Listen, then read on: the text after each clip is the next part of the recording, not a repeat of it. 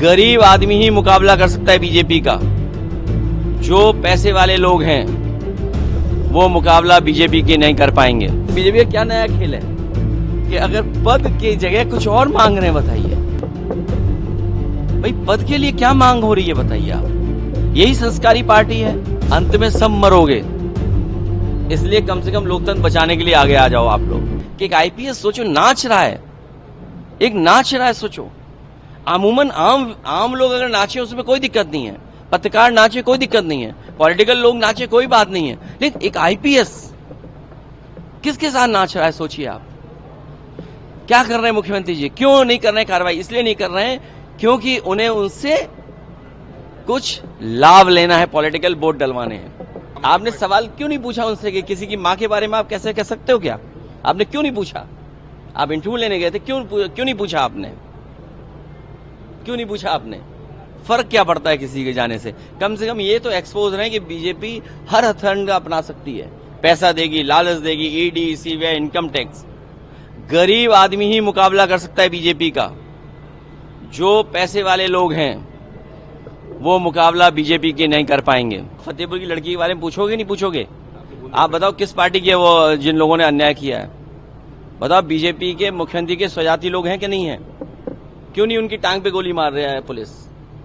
अभी मुख्य है कि यूपी में एक बेटी के साथ हरदोई में घटना हुई, एक बेटी के साथ प्रतापगढ़ में घटना हुई, फतेहपुर में हुई, गाजीपुर में हुई। और देखिए पुलिस कितनी होशियार है और बीजेपी वाले कितने होशियार हैं कि पोस्टमार्टम में अगर पिता को शक है कि इसका बलात्कार हुआ है तो सैंपल क्यों नहीं लिए गए? एक प्रोसीजर को क्यों नहीं फॉलो किया गया? पोस्टमार्टम करा करके बेटी को दाह संस्कार करा दिया। कौन जिम्मेदार है इसके लिए? भाई एडमिनिस्ट्रेशन की जिम्मेदारी बनती है कि अगर कल को पिता के शक करेगा, पूछेगा कि मेरी बेटी के साथ बलात्कार हुआ है कि नहीं हुआ है, तो आपने क्या सैंपल कलेक्ट किया था क्या? सोचिए, सैंपल ही नहीं कलेक्ट हुआ।